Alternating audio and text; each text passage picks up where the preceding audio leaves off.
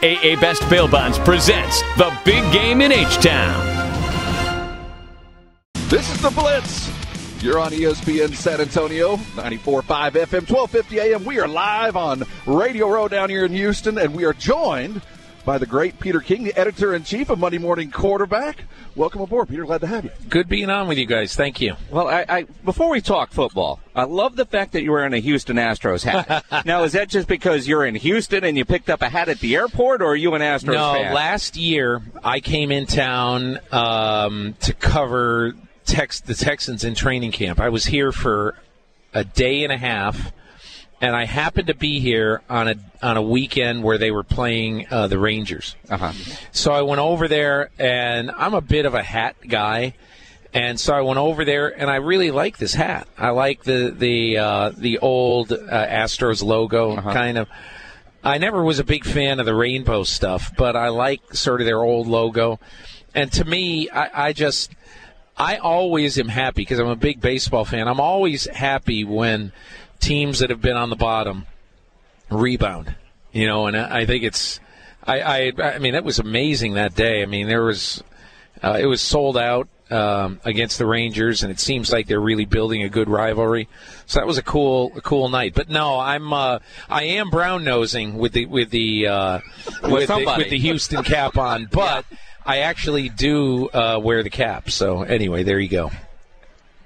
Peter King with us here on ESPN San Antonio. You just mentioned something. Teams that are down come back up. That's a great segue to the Dallas Cowboys. 4-12 last year, 13-3 this year. With Dak Prescott, with Ezekiel Elliott, certainly seems to be a team on the rise. And quite honestly, especially in San Antonio, a lot of people still upset that they're not playing this week. Well, I mean, look, the Cowboys, to me, are a great example of how quickly things can turn around in the NFL and how stunning that turnaround can be. Because think about it. Not only did they have the best record in the NFC this year, but they did it when Tony Romo was not a part of it. And that, to me, was really one of the stories of the year, probably the story of the year, until you get to the postseason. And so I kind of look at what the Cowboys did as a sort of what's the right way to put it, as a little bit of the counter-intelligent argument that Jerry Jones and Stephen Jones can't put a team together. Because that's the way it was for 15 years. Everybody said, will they please hire a general manager?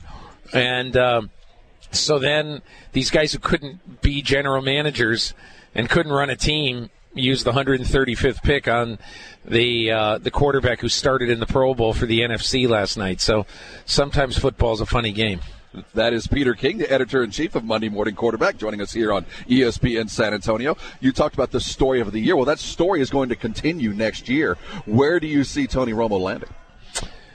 Well, I don't know. I don't really have any inside information on that other than the. Well, I don't. What I think is, at the end of the day, there's two or three teams that make sense. First of all, he needs to go to a contender, or he'll very much want to go to a contender, I should say. And he also needs to go to, at least in my opinion, a team that's going to have a little bit of a security blanket. I think the perfect team for him is Houston, because are you brown-nosing still? No, okay, not at all. Right. But this is the perfect team because Houston's very close. Mm-hmm. And if Houston gets quality quarterback play last year, what happens? I'll tell you what happens. They would have given the Patriots a much better game than they did, and they probably would have been good enough so that they may not have just squeaked in as the as the seed that they were. But I think it makes the most sense because they can't put Brock Osweiler out there again next year. They just can't. If you're a player in that locker room, you've got to be thinking, how in the world can we be saying that we're trying everything we can to win when we put Brock Osweiler out there again? So my thought is that Houston's the best, but again, I don't put it past the Bears to try to get him, even though that's not really a Bear guy. The Bears are looking for a long-term answer at quarterback, and they don't have one. So they got to do that. But I would just say that anybody, obviously, who picks up Tony Romo, it's going to be buyer beware.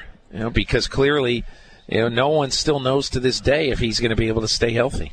I wonder if the offensive line is going to be a key part of his decision process as well, if he's allowed to. Probably, but I think that if you're a contender and you have arguably the best defense in football, which, if Houston re-signs this corner and, if they get J.J. Watt back, they're the best defense in football.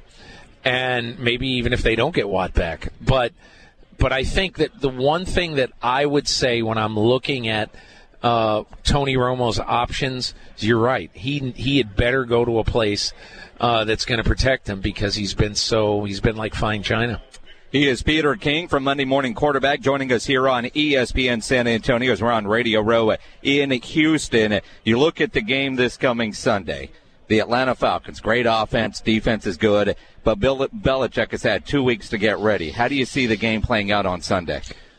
Well, I think one of the false, storylines is, if the Patriots can take away Julio Jones, they're going to win. Well, so far this year, in 18 games, Julio Jones has been a non-factor in exactly a third of them. He's missed 2 games with his turf toe, and then he's had 4 games where he's had 35 receiving yards or less. And the problem is, right now with Julio Jones, is that he's got this image that when he does well, this team wins, and if he doesn't do well, the team doesn't win. Well, in those 6 games that I was just talking about, where he was either not on the field or a non-factor, the Falcons were 6-0 and averaged 37 points a game. So you can't just say that simplistically that they got to take care of Julio Jones. In my opinion, they really need to do something about the running game, the two-headed running game of Freeman and Coleman, and that will, in my mind, that'll be the key to them winning the game. How they prepare and how they do against that running attack.